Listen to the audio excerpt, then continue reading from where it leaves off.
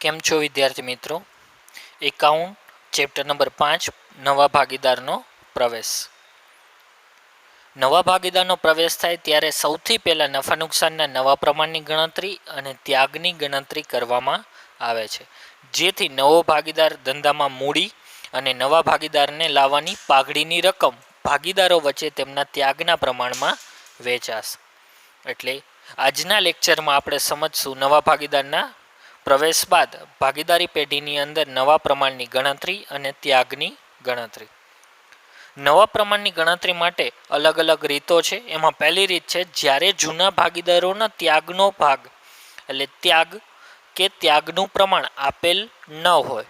એને બીજી ભાષામાં કહી તો જૂના ભાગીદારોનું જૂનું પ્રમાણ આપેલું હોય અને નવા ભાગીદારને આપવાનો ભાગ આપેલો હોય ત્યારે ભાગીદારી પેઢીની અંદર જૂના ભાગીદારો કાર્યરત છે, તેથી તેનું જૂનું પ્રમાણ આપેલું જ હશે અને નવા ભાગીદારને કેટલો ભાગ આપવાનો છે એ પણ આપેલું હશે અથવા તો કરેલો ત્યાગ આપેલો હશે.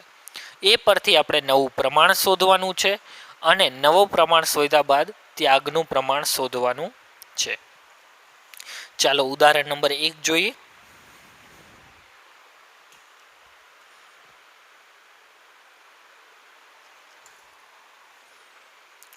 એ અને બી એક પેઢીના 3:2 ના પ્રમાણમાં નફો નુકસાન વેચી લેતા ભાગીદારો છે. સી ને નફામાં 1/4 એટલે 1/4 ભાગ આપવાની શરતે પ્રવેશ આપ્યો.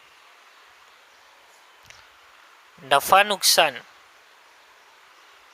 ના નવા પ્રમાણની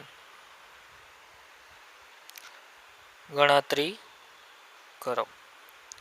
આ ચેપ્ટરમાંથી ફક્ત 8 માર્કનો દાખલો જ પૂછાય છે અને એક VSQ પૂછાય છે, પણ આપણે ટૂંકા દાખલા એટલા માટે ગણી છીએ કે 8 માર્કના દાખલાની અંદર જ્યારે નવો ભાગીદાર પાઘડી તરીકે રકમ લાવશે તે રકમ જૂના ભાગીદારો વચ્ચે તેના ત્યાગના પ્રમાણમાં વહેંચાશે. ત્યાગનું પ્રમાણ શોધવા માટે દાખલાની અંદર એ અને બીનું જૂનું પ્રમાણ આપણને આપેલું છે અને સીનો ભાગ આપેલો છે. એ અને બીનું જૂનું પ્રમાણ છે 3:2 અને સીને આપવાનો ભાગ છે 1/4. એનો મતલબ આ વાક્ય મુજબ જૂના ભાગીદારોનું જૂનું પ્રમાણ આપેલું છે અને નવા ભાગીદારને આપવાનો ભાગ આપેલો છે. જ્યારે પણ આ રીતે આના સિવાય કોઈ અન્ય વિગત ન આપેલી હોય અને નવું પ્રમાણ શોધવાનું હોય ત્યારે નવું પ્રમાણ શોધવા માટે સૌથી પહેલાં બાકીનો રહેતો ભાગ, સૂત્રને ખાસ યાદ રાખજો, નવા ભાગીદારનું નવું પ્રમાણ શોધવું હોય તો બાકીનો ભાગ શોધવો પડે. તો સૌથી પહેલું સૂત્ર છે બાકીનો ભાગ બરાબર કુલ ભાગ માઇનસ નવા ભાગીદારનો ભાગ. બાકીનો ભાગ બરાબર કુલ ભાગ માઇનસ નવા ભાગીદારનો ભાગ. તો એટલા માટે આપણે સૌથી પહેલાં ધારો કે કુલ નફો 1 ધારવો પડશે. એટલે પહેલું સ્ટેપ, ધારો કે કુલ નફો બરાબર 1. શું ધારવાનું? ધારો કે કુલ નફો બરાબર 1. ત્યારબાદ બાકીનો ભાગ, જે આપણે સૂત્ર યાદ રાખવા માટે લખ્યું છે, બાકીનો ભાગ બરાબર કુલ નફો માઇનસ નવા ભાગીદારનો ભાગ. તો કુલ નફો છે 1 જે આપણે ધાર્યો છે, માઇનસ નવા ભાગીદારનો ભાગ છે 1/4 એટલે માઇનસ 1/4. 1 માઇનસ 1/4 કેવી રીતે કરવાના? તો પેલા આવી રીતે ક્રોસ, 4 એકા 4, 4માંથી માઇનસ છે એટલે 1 બાદ કરવાના તો 3 અને છેદમાં જે છે એમને લખવાના. ફરીથી જુઓ, 4 એકા 4, 4માંથી 1 જાય તો 3 ના છેદમાં 4. એટલે બાકીનો ભાગ કેટલો રહ્યો? 3/4. આ બાકીનો ભાગ મળ્યા પછી બીજું સૂત્ર થાય નવું પ્રમાણ બરાબર જૂનો ભાગ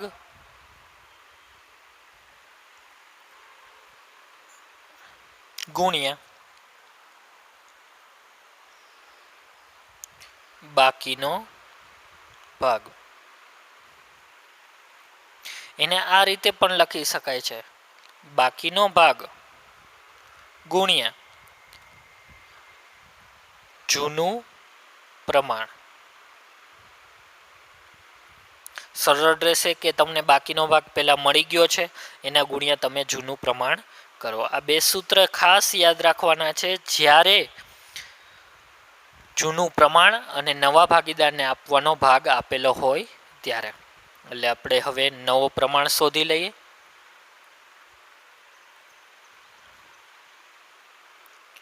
નવું પ્રમાણ બરાબર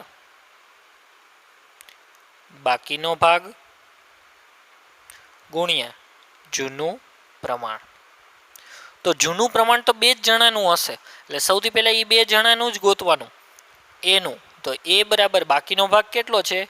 3/4 ગુણ્યા જૂનું પ્રમાણ શું છે એનું? 3/2 એટલે 3/5 અને 2/5 એટલે 3/5. જ્યારે ગુણાકાર હોય ત્યારે છેદ છેદનો ગુણાકાર, અંશ અંશનો ગુણાકાર. 3 તેરી 9 અને 4 પંચાને 20. છેદ બધાના ઉડે તો જ ઉડાડવાના. એ જ રીતે બીનો નવો ભાગ એટલે નવું પ્રમાણ. તો બાકીનો ભાગ કેટલો છે? 3/4 એમને. એના ગુણ્યા જૂનું પ્રમાણ એનું છે 2/5. તો એના 2/5. 3 દુ 6, 5 ચોક 20. હવે સી નો ભાગ કેટલો છે? તો સી તો હજી ભાગીદારનો આવ્યો જ છે, એટલે સી નો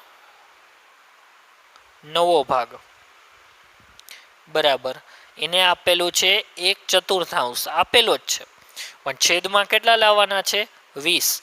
એના છેદમાં 20 લાવવા માટે જેટલા છેદમાં ગુણશો એટલા અંશમાં ગુણવા પડશે. એટલે 4 ને 5 વડે ગુણો તો 20 આવે, તો ઉપર 5 વડે ગુણવાના. એટલે 5 એકા 5 અને 4 પંચાને 20. ખાસ યાદ રાખવાનું, છેદ બધાના સરખા રહે તો જ ઉડાડવાના. જ્યારે દાખલાની અંદર જૂના ભાગીદારોનું જૂનું પ્રમાણ અને નવા ભાગીદારને આપવાનો ભાગ આપેલો હોય ત્યારે સૌથી પહેલા ધારી લેવાનું, ધારો કે કુલ નફો 1, ત્યારબાદ બાકીનો ભાગ બરાબર કુલ નફો માઇનસ નવા ભાગીદારનો ભાગ. તો કુલ નફો આપણે 1 ધાર્યો, નવા ભાગીદારનો ભાગ છે 1/4, એટલે 4 એકા 4, 4 માંથી 1 જાય તો 3, 3/4. આ શું મળ્યું? બાકીનો ભાગ. બાકીનો ભાગ મળી જાય પછી નવું પ્રમાણ શોધવાનું. નવું પ્રમાણ શોધવા માટે યાદ રાખો, બાકીનો ભાગ જે મળ્યો એના ગુણ્યા જૂનું પ્રમાણ. તો જૂનું પ્રમાણ તો 2 જ વ્યક્તિનું હશે, જે જૂના હશે એનું, એ અને બીનું. તેનું પહેલા શોધી લેવાનું. ત્યારબાદ સી નો ભાગ જોવાનો. તો સી નો ભાગ છે 1/4. 1/4 ને કેટલા વડે ગુણો તો છેદમાં 20 આવે, છેદ જ જોવાના. તો છેદમાં 5 વડે ગુણો તો 20 આવે, તો 4 પંચાને 20. તો ઉપર 5 એકા 5 એટલે 5/20. આમ નવું પ્રમાણ બરાબર 9/6/5 થશે. નવું પ્રમાણ શું મળ્યું? 9/6/5 થશે. 9, 6, 15 ને 5, 20. અંશ છેદ સરખા થઈ ગયા, એટલે પ્રમાણ આપણું સાચું છે. આ બે સૂત્ર ખાસ યાદ રાખજો જ્યારે જૂના ભાગીદારોનું જૂનું પ્રમાણ અને નવા ભાગીદારને આપવાનો ભાગ આપેલો હોય ત્યારે, અથવા તો ત્યાગ કે લાભ ત્યાગનું પ્રમાણ આપેલું ન હોય ત્યારે આપણે આ રીત ઉપયોગમાં લેવાની છે. આ રીતથી નવું પ્રમાણ મળશે અને નવું પ્રમાણ શોધ્યા પછી આપણે ત્યાગ શોધી શકાશે. ત્યાગ શોધતા બધાને આવડે જ છે. ત્યાગનું પ્રમાણ બરાબર જૂનો ભાગ માઇનસ નવો ભાગ. તો જૂના ભાગમાં 2 ભાગીદારો હશે, નવા ભાગમાં 3 છે, એટલે 2 જ જણાનો ત્યાગ શોધવાનો થશે.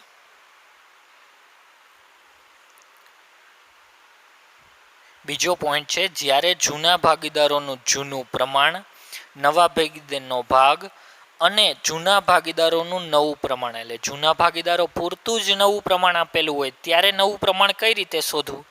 તો ઉદાહરણ નંબર 2. ઉદાહરણ નંબર 2 જોઈએ. એ અને બી એક પેઢીના 2:1 પ્રમાણમાં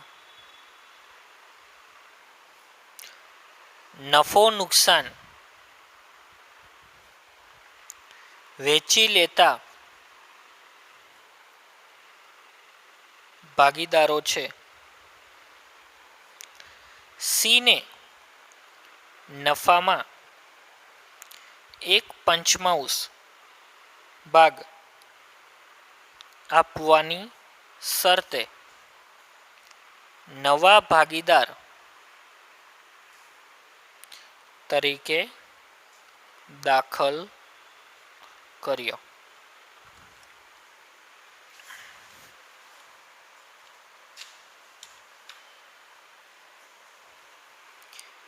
એ અને બી એ ભવિષ્યમાં નફો નુકસાન 2:3 ના પ્રમાણમાં વેચવું તેવું નક્કી કર્યું. નવું પ્રમાણ શોધો. આગલા દાખલા જેવો જ દાખલો છે. આમાં ફેર એટલો છે કે એમાં જૂનું પ્રમાણ અને નવા ભાગીદારનો ભાગ આપેલો હતો. આ જૂનું પ્રમાણ છે, આ નવા ભાગીદારનો ભાગ છે, અને આ બંનેનું નવું પ્રમાણ છે. 3નું નવું પ્રમાણ હોવું જોઈએ, એની બદલે 2 જણાનું જ નવું પ્રમાણ આપેલું છે. તો નવું પ્રમાણ શોધવા માટે આપણે જે સૂત્ર ધ્યાનમાં લેતા હતા એ જ સૂત્ર ધ્યાનમાં લેવાનું, પરંતુ જ્યારે જૂનો ભાગ ધ્યાનમાં લેતા હતા આની અંદર નવો ભાગ ધ્યાનમાં લેવાનો. સૌથી પહેલું સ્ટેપ, ધારો કે કુલ નફો બરાબર 1. સૌથી પહેલા ધારી લેવાનું, ધારો કે કુલ નફો બરાબર 1. સ્ટેપ ફક્ત ધ્યાનમાં લેવા માટે લખી છે. દાખલાની અંદર જ્યારે જવાબ લખી ત્યારે સ્ટેપ નંબર લખવા જરૂરી નથી. હજી આપણે શીખી છીએ માટે સ્ટેપ નંબરથી તમને સમજાવું છું. ધારો કે કુલ નફો બરાબર 1. હવે બાકીનો ભાગ શોધવાનો. બાકીનો ભાગ બરાબર કુલ નફો માઇનસ નવા ભાગીદારનો ભાગ. કુલ નફો માઇનસ નવા ભાગીદારનો ભાગ. તો કુલ નફો આપણે 1 છે જે ધાર્યો, નવા ભાગીદારનો ભાગ છે 1/5, એટલે આવશે 5 × 5, 5 માંથી 1 જાય તો 4/5. આ શું મળ્યું? બાકીનો ભાગ. બાકીના ભાગ પરથી નવું પ્રમાણ મળી જાય. નવા પ્રમાણનું સૂત્ર છે બીજું સ્ટેપ, નવું પ્રમાણ બરાબર બાકીનો ભાગ ગુણ્યા અગાઉના દાખલામાં જૂનું પ્રમાણ જ આપેલું હતું એટલે જૂનું પ્રમાણ લખતા હતા. આ દાખલામાં નવું પ્રમાણ આપેલું છે એટલે નવું પ્રમાણ. ફક્ત જૂનું પ્રમાણ આપ્યું હોય તો જૂનું લેવાનું, અને સાથે નવું આપ્યું હોય તો બાકીનો ભાગ ગુણ્યા નવું પ્રમાણ ધ્યાનમાં લેવાનું. તો સૌથી પહેલા એનો નવું પ્રમાણ મળશે. બાકીનો ભાગ છે 4/5 ગુણ્યા નવું પ્રમાણ છે 2/3 છે એટલે 2/5. 4 દુ 8, 5 5 25. બી બરાબર બાકીનો ભાગ 4/5 એમ જ થશે ગુણ્યા નવું પ્રમાણ 3/5, 4 તેરી 12, 5 5 25.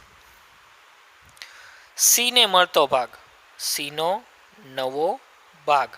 ખાસ સીમાં ધ્યાનમાં રાખવાનું કેમ કે સીનો નવો ભાગ નથી. તો શું કરવાનું? સીનો ભાગ પહેલેથી આપેલો જ છે 1/5, એને બાકીના ભાગ વડે નથી ગુણવાનો, એને ખાલી છેદ સરખા કરવાના. તો છેદમાં કેટલા લાવવા છે? 25, તો 5 વડે ગુણો. તો અંશમાં પણ 5 વડે ગુણવાના. 5 × 5, 5 5 25. તો આમ નવું પ્રમાણ બરાબર 8/12/5. 8/12/5 આપણને નવું પ્રમાણ મળ્યું.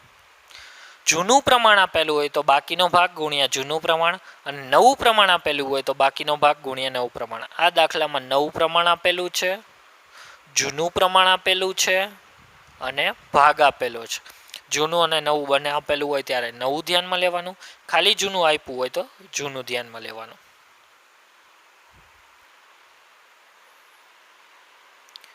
નવો ભાગીદાર પોતાનો હિસ્સો જૂના ભાગીદારો પાસેથી અમુક ભાગમાં મેળવે ત્યારે, અમુક ભાગમાં મેળવે ત્યારે એટલે જૂના ભાગીદારે કરેલ ત્યાગ આપેલો હશે. ધારો કે એ, બી અને સી નવો ભાગીદાર છે. એ અને બી કહી દે કે હું 5,000 આપીશ અને બી કે હું 10,000 આપીશ, તો એ 5,000 અને બી 10,000 નો ત્યાગ કરે છે એવું કહેવાય. જે સીને મળશે એટલે સીને 15,000 મળી ગયા. એ રીતે એનું પ્રમાણ આપેલું હોય એટલે નવો ભાગીદાર પોતાનો હિસ્સો જૂના ભાગીદારો પાસેથી અમુક ભાગમાં લેશે. એ ભાગ આપણને કીધેલો હોય તો જૂના ભાગીદારોનું નવો ભાગ બરાબર જૂનો ભાગ જે મળતો તો તે માઇનસ ત્યાગ. ત્યાગ એટલે જેટલો ભાગ જતો કરે છે તે. એ મુજબનું સૂત્ર ધ્યાનમાં લેવાનું. આપણે ઉદાહરણ નંબર 3 જોઈએ. આ ફક્ત દાખલા સૈદ્ધાંતિક રીતે છે. દાખલા 3 માર્કમાં કે 4 માર્કમાં પૂછાતા નથી. આ દાખલા હવાલા સ્વરૂપની અંદર પ્રવેશની અંદર પૂછાશે. આપણે અગાઉના ચેપ્ટરમાં આપણે જે પુનઃમૂલ્યાંકન ખાતું, મૂડી ખાતું અને પાકું સરવૈયું બનાવ્યું એની સાથોસાથ નવું પ્રમાણ શોધવાનું થશે. એના માટે આ હવાલાઓ આપેલા છે.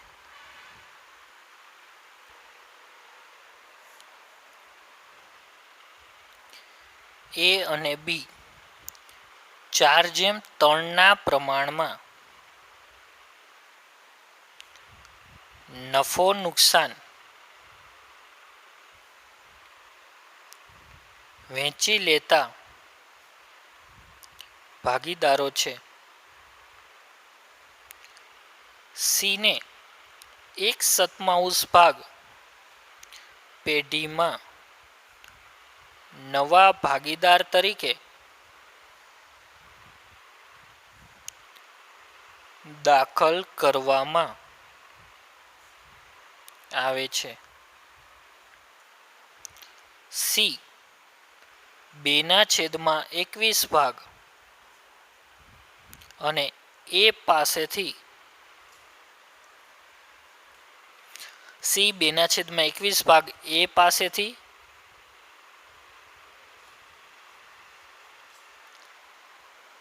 અને 1/21 ભાગ બી પાસેથી મેળવશે. એનો મતલબ એ અને બી નો ત્યાગ આપેલો છે. નફા નુકસાનનું નવું પ્રમાણ શોધો. દાખલાની અંદર પહેલેથી જ આપણને જૂનું પ્રમાણ આપેલું છે. એ અને બી નું જૂનું પ્રમાણ કેટલું આપ્યું છે તો 4:3. એટલે 4:3 એટલે શું થાય? 4/7 અને 3/7 થાય. સીનો ભાગ આપ્યો છે. સીનો ભાગ કેટલો આપ્યો છે? 1/7. 1/7 સાથે સીને તેના ભાગ પૈકી સી પોતાનો ભાગ 2/21 ભાગ એ પાસેથી અને 1/21 ભાગ બી પાસેથી મેળવશે. એનો ત્યાગ કેટલો થયો? 2/21. બીનો ત્યાગ કેટલો થયો? 1/21. માટે એનો ત્યાગ બરાબર 2/21 અને બીનો ત્યાગ બરાબર 1/21 થાય. જો રકમમાં આપેલું છે એટલું જ આપણે લખ્યું. એ અને બીનું જૂનું પ્રમાણ છે, સીનો ભાગ છે. સી પોતાનો ભાગ 2/21 ભાગ એ પાસેથી અને 1/21 ભાગ બી પાસેથી. એનો મતલબ એ 2/21 એ સીને આપે છે અને બી 1/21 ભાગ સીને આપે છે. તો બંનેનો ત્યાગ થઈ ગયો. જો ત્યાગ દાખલામાં આપેલું જ હોય તો નવો ભાગ બરાબર, એટલે નવો ભાગ એટલે નવું પ્રમાણ, નવો ભાગ બરાબર જૂનો ભાગ માઇનસ ત્યાગ થાય. તો ત્યાગ તો બે જણાનું આપેલું જ છે, તો એનો નવો ભાગ બરાબર જૂનો ભાગ કેટલો છે એનો, તો 4/7 માઇનસ ત્યાગ કેટલું છે એનું, તો 2/21. છેદનો ગુણાકાર અથવા લસા લઈ શકાય, તો 2/21 આવી શકે એટલે 21 લીધા.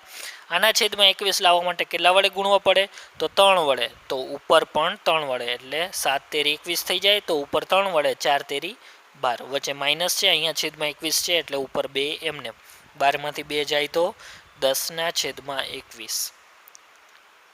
બીનો નવો ભાગ બરાબર એનો નવો ભાગ બરાબર જૂનો ભાગ કેટલો આપ્યો છે, 3/7 માઇનસ એનું ત્યાગ છે 1/21. તો સૌથી પહેલાં 21 લસા લઈએ. લસા લ્યો એટલે બંનેના છેદમાં 21 આવવા જોઈએ. આના છેદમાં 21 આવવા માટે કેટલા વડે, તો 3 વડે. તો ઉપર 3, 3×3 = 9 માઇનસ અહીં તો 21 છે જ એટલે 1, 9માંથી 1 જાય તો 8/21. હવે સીનો ભાગ કેટલો છે, 1/7. સીનો ભાગ કેટલો છે, 1/, સીનો ભાગ 1/7 છેદ સરખા કરતા, છેદ સરખા કરતા 1/7 છે એના ગુણ્યા કેટલા કરો તો છેદમાં 21 આવે, તો 7 ને 3 વડે ગુણો તો 21 આવે. તો ઉપર નીચે 3 વડે ગુણવાના, 3×1 = 3 7×3 = 21. યાદ રાખો, નવા ભાગીદારનો ભાગ શોધવા માટે હંમેશા છેદ જ સરખા કરવા પડશે.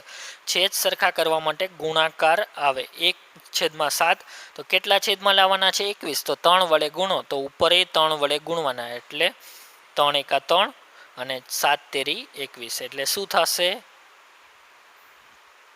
3/21. 3×1 = 7×3 = 21. આ રીતે ત્રણેયનું નવું પ્રમાણ મળી ગયું. નવું પ્રમાણ બરાબર 10/8/3. નવું પ્રમાણ શું મળ્યું, 10/8/3.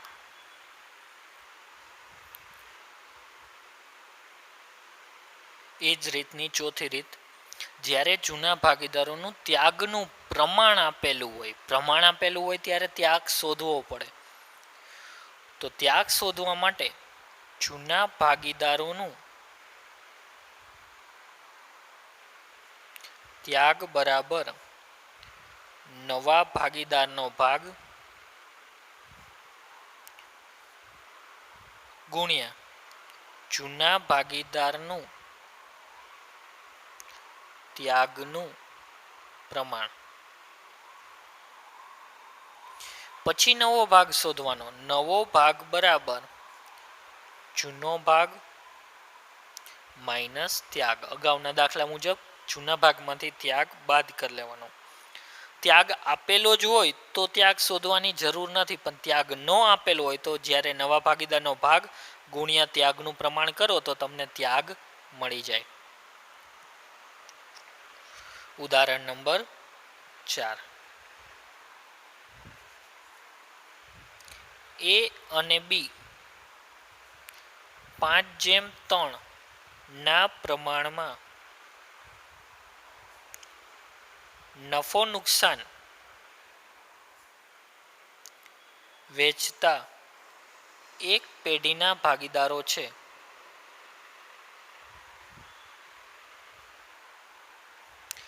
સીને 1/4 ભાગે ભાગીદારી પેઢીમાં પ્રવેશ આપ્યો. સી તેનો ભાગ એ અને બી પાસેથી 3:1 પ્રમાણમાં મેળવશે. નવું પ્રમાણ શોધો. નવું પ્રમાણ શોધવાનું છે.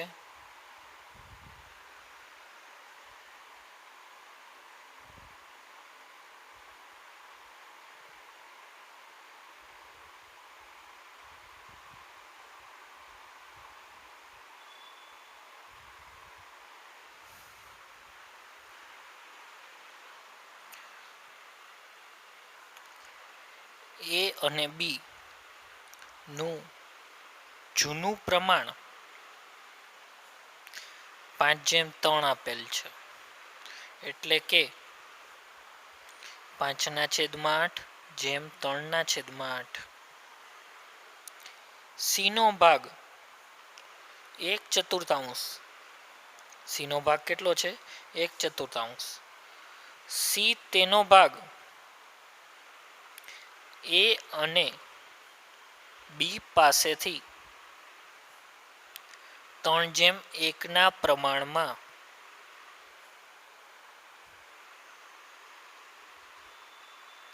મેળવે છે.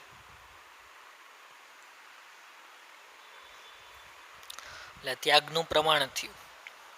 તો સૌથી પહેલા જૂના ભાગીદારોનો ત્યાગ શોધી. જૂના ભાગીદારોનો ત્યાગ બરાબર નવા ભાગીદારનું ભાગ ગુણ્યા જૂના ભાગીદારનું ત્યાગનું પ્રમાણ. જૂના ભાગીદારનો ત્યાગ એટલે એ અને બી નો ત્યાગ આપણે શોધવાનો છે.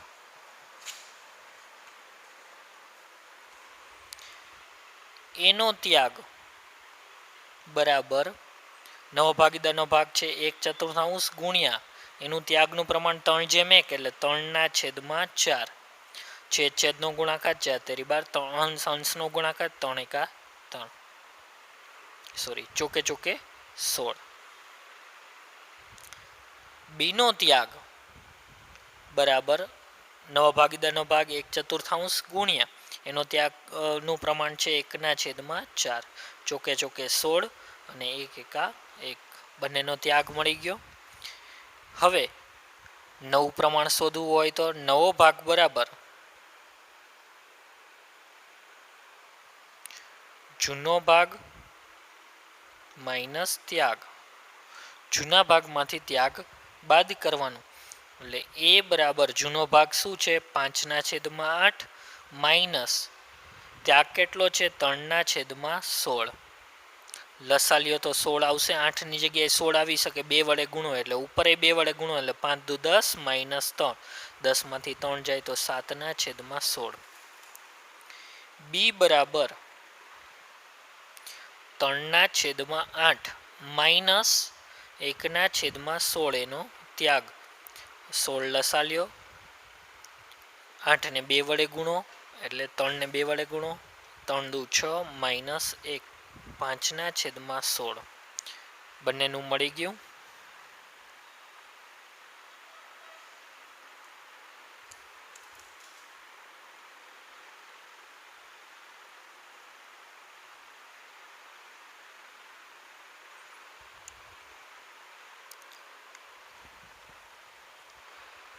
સી નો ભાગ બરાબર 1/4 જે આપણને આપેલો જ છે.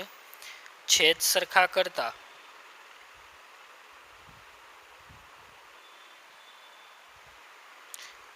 એક ચતુર્થાંશ ગુણ્યા છેદમાં લાવવાના છે 16 એટલે 4 વડે ગુણો તો ઉપર 4 વડે 4×4 છેદમાં ચોકે 16.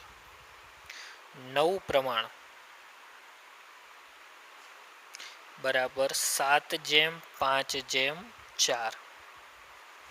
નવું પ્રમાણ શું મળ્યું?